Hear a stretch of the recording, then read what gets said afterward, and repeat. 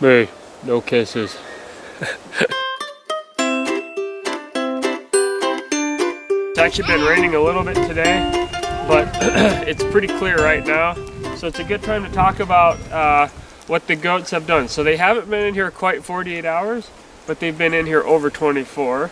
And you can see here, they've been, this here is a huge patch of Canada thistle that they've stripped the stalks completely down. Then over here we have these are wormwood stalks here. They've stripped down. These are those sucker trees that are moving in, and you know, we don't want those growing. We want to keep this stuff maintained to grass. We don't want these growing in. They've taken every leaf off, so at the minimum it'll set that back. And then you can see here, this is a little bit more tender, and this, I believe this was wormwood. I'm not sure, but I'm thinking all of this was a wormwood patch here, and they've clipped it, actually eaten the stalks off the top too. These were big up here, so they've eaten not only the actual wormwood leaves, but they've clipped the stalks. So this was the worst part of the whole place that we're trying to get the weeds out and get the stuff out of it. And you can see they've all of the seeds and all of the leaves have been stripped off of this wormwood. Now, when we got them in here, though, it had already gone to seed, so I don't know that, you know, it's too late, and that could actually be a detriment to that wormwood, because I bet that seed lives inside of them. They poop out that seed and it's probably going to grow even better. I'm not sure on that, but it's just really good to note how well they're taking care of this wormwood. So if you think that nothing eats wormwood, that's just not the case at all. Those goats absolutely come after that wormwood. Here we have back to that thistle, because that's what we have here, is a lot of wormwood and thistle. And just something to note with that thistle is, not only are they stripping all the green leaves, but they're eating the tops off. So they're actually eating that stem on the top, setting that thistle back. And they've done that all through here. We've got water over here. You know, we could grab this water and we could move it a little bit over here, just from there to there, and let them try to stomp some of this down, some of those stalks down. And so just moving your water a little bit, and moving your mineral, and moving whatever you're feeding them in the area every day can be a huge help to have them stomp down and take care of some of these weeds. Okay, if you look over here, here's the goats. Okay, they're in the thistle, they're in the wormwood. Well, they're coming out towards us now because we're over here. But if you look over here, they were biting me. The sheep are not over there. The sheep are into the grasses. There's a little bit of brome there, and they're down lower, and they're grazing those grasses off. And I think they're the ones that you can see they've been here,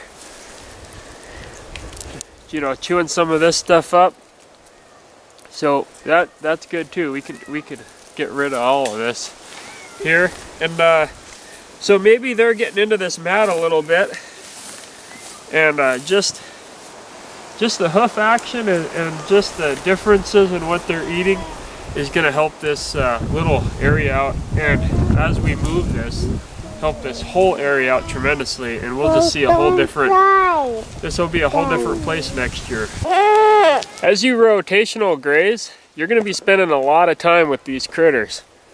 You can see them around me,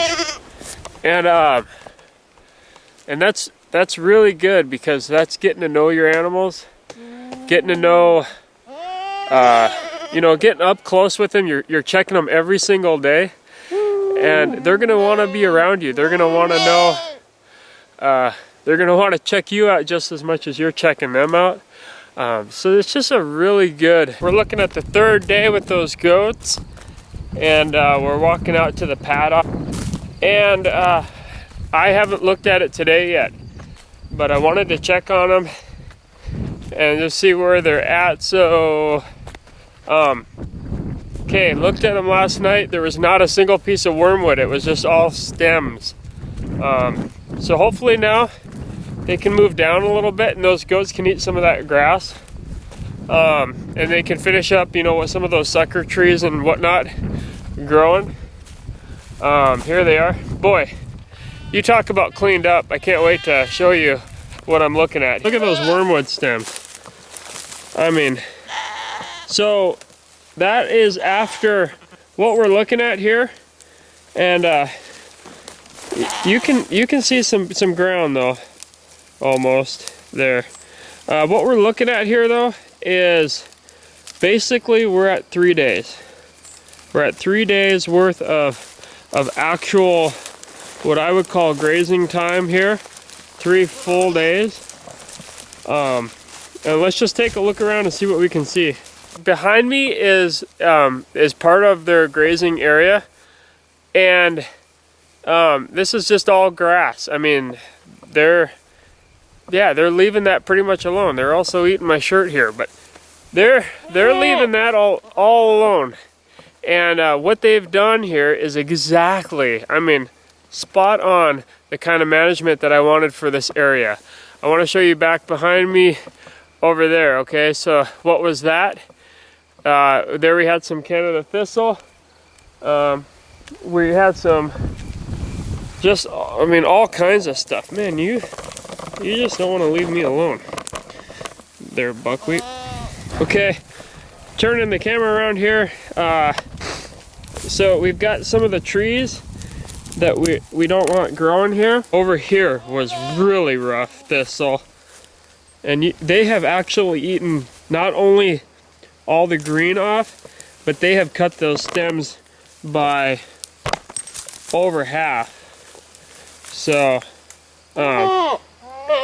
man, they have really done a great job. Lastly, you know, I'm gonna move these guys soon, probably tomorrow or the next day, and they're gonna go in the trees after this and really help to maintain those tree lines, clear out the bottoms, and basically do a pruning on those trees for me.